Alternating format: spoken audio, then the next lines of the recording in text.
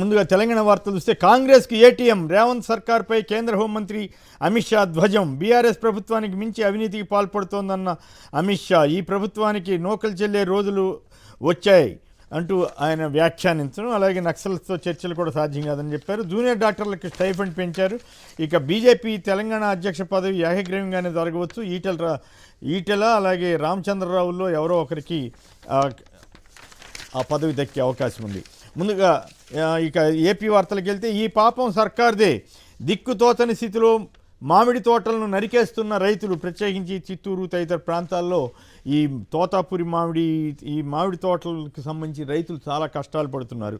వారసులకు చేయూతనిస్తా, నిలబెట్టుకోవాల్సిన బాధ్యత వాళ్ళదే. CM graph పడిపోయింది, మాకంటే ప్రభుత్వంపైనే ఎక్కువ ప్రజా వ్యతిరేకత, పథకాలన్నీ ఆపేయడంతో జనం నిలదీస్తున్నారంటున్న ఎమ్మెల్యేల గుసగుసలు. తాడిపత్రిలో పోలీసు రాజ్యం, సొంత ఇంటికి వచ్చిన మాజీ ఎమ్మెల్యే పెద్దారెడ్డి బలవంతంగా అనంతపురం తరలింపు. ఎంత ప్రజాస్వామ్యబద్ధంగా నడుస్తోందో. ఈసెట్ కౌన్సిలింగ్ ఎప్పుడో, ఫలితాలు వచ్చి 45 రోజులైనా ప్రారంభించరా. రాష్ట్రంలో విద్యా వ్యవస్థ అస్తవ్యస్తంగా తయారైందనడానికి ఇదే పెద్ద ఉదాహరణ జగన్. ఉచిత ప్రవేశాలు, ఆర్టీఈ కింద అడ్మిషన్లను తిరస్కరిస్తున్న ప్రైవేట్ స్కూళ్ళు.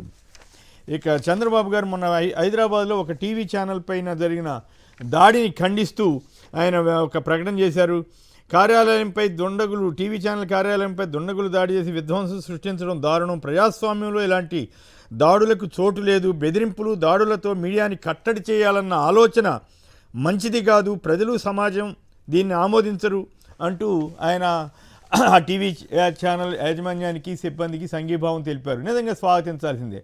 మరి ఏపీకి వచ్చేసరికి అట్లా సాక్షి మీద ఇష్టానుసారంగా దాడులు చేసింది ఎవరు, వాళ్ళ మీద కేసులు పెట్టారా? ఇంకా అసలు సాక్షి టీవీని అయితే అనేక చోట్ల కేబుల్ ఆపరేటర్లతోటి ఒత్తిడి తెచ్చి రానివ్వకుండా చేస్తున్నది ఎవరు? గతంలో కూడా చేశారు, ఇప్పుడు మళ్ళీ అదే పనిలో ఉన్నారు. మరి అందుకే సాక్షికి సంబంధించి నేను మొన్న ఆ ప్రాంతానికి వెళితే తెలిసింది ఏంటంటే, అది ఒక ఉద్యమంగా మారుతోందట.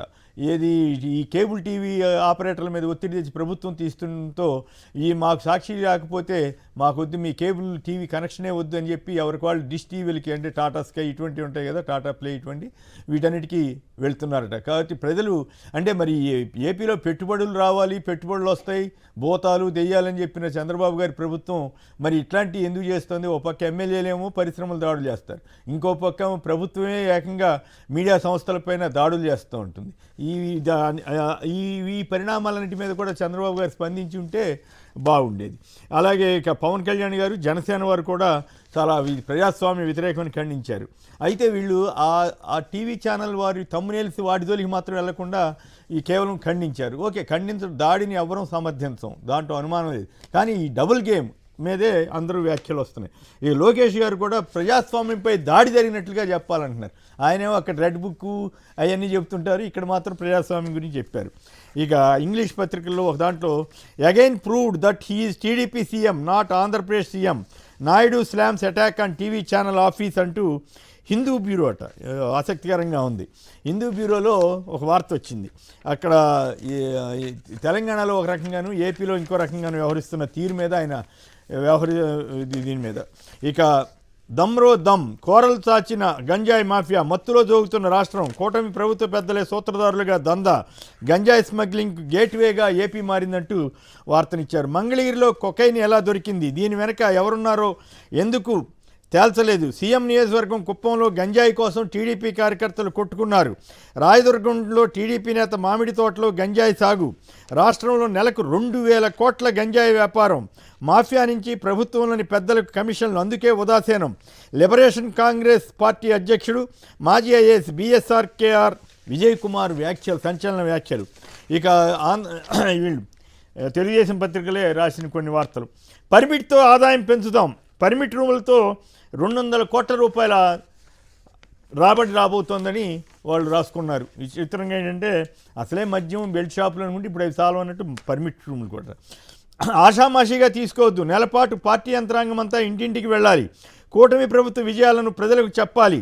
తానా ఆట అంటూ విదేశాలకు వెళ్తే ప్రజలు టాటా చెప్పేస్తారు, టికెట్లు కూడా ఇవ్వనని ఆయన ఎమ్మెల్యేలని అంటున్నారు. అయితే ఇది ప్రభుత్వం మీద జనం వ్యతిరేకత, ఎమ్మెల్యేల మీద వ్యతిరేకత అని వాళ్ళు గుసగుసలాడుతున్నారట.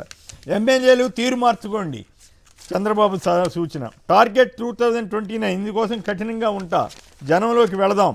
ఇవి చంద్రబాబు గారు చేసిన వ్యాఖ్యలకు సంబంధించిన వార్తలు.